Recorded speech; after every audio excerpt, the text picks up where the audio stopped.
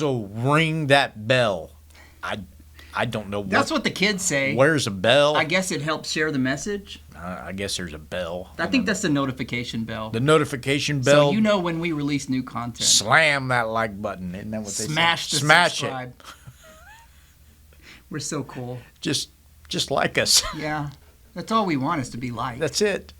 It takes 1 second. 1 second. And subscribe. It's free. For the love.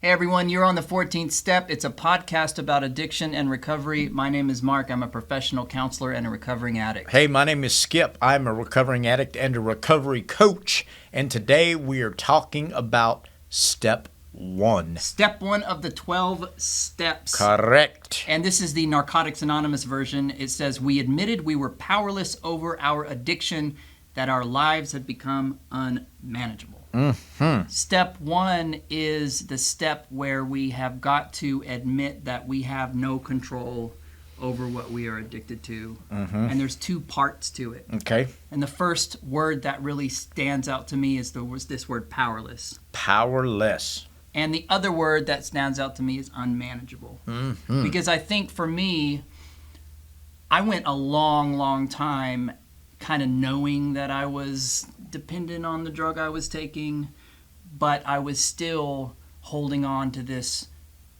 illusion of control. I could still control it. And so It wasn't a problem, or if it was a problem, I was going to minimize that because I was still holding on to that. Well, I can still manage things. Yeah, you're talking about me too. We're talking almost 2 decades. In my deep, dark, quiet moments, I guarantee you I was fully admitted that I could not stop taking we know I was completely addicted. We know it. Yeah.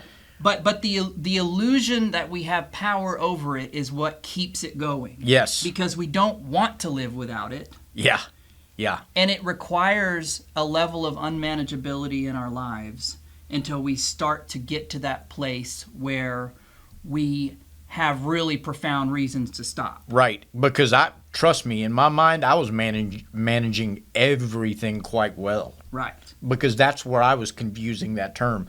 I was managing my job, my family, my marriage. I was managing all that. Yes. What I wasn't managing was my addiction.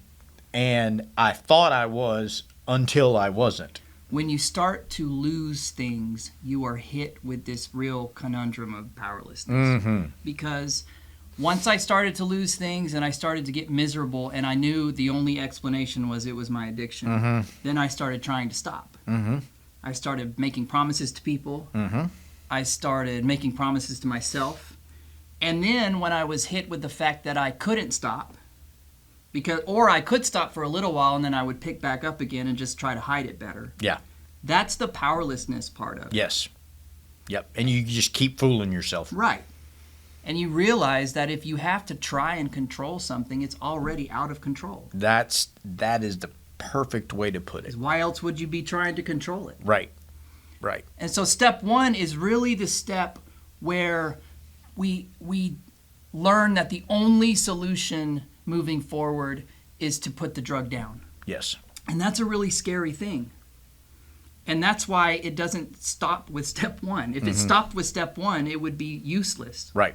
And so the rest of the steps are going to give us the power to do step 1. That's right. Because step 1 is something we really have to do every day. Mm-hmm.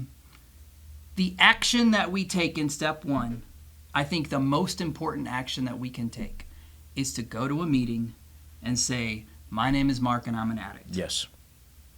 Because once I can say that to a group of people and I get the support from those people, I start to feel a little bit of hope that, okay, maybe this is something that's possible. And I think there's a speaking into existence vibe there, not to get too religious on you.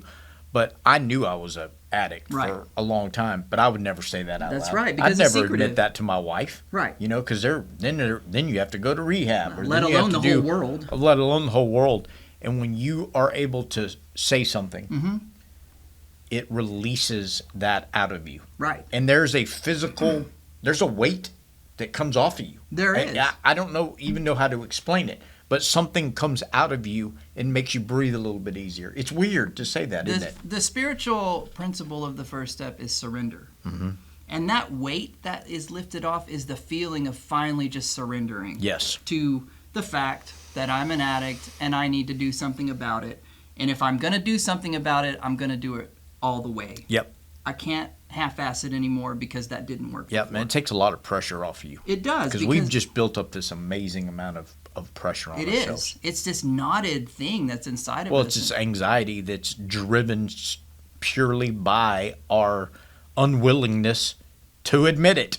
People have an issue with this word powerless, and if you have some kind of feeling about that word, please comment in the comment section. But I think that it's not saying that we'll stay powerless forever. It's just saying that I have to admit that up to this point in my life, I have not had any power over my addiction. Right. I've tried every which way. I have failed to control it. And so I need to find a way to gain the power to do something about it. Yep.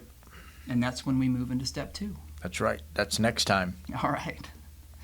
Please leave your comments. We'd love to hear about your own experience with step 1. What do you think? Are addicts powerless over their addiction? Let us know.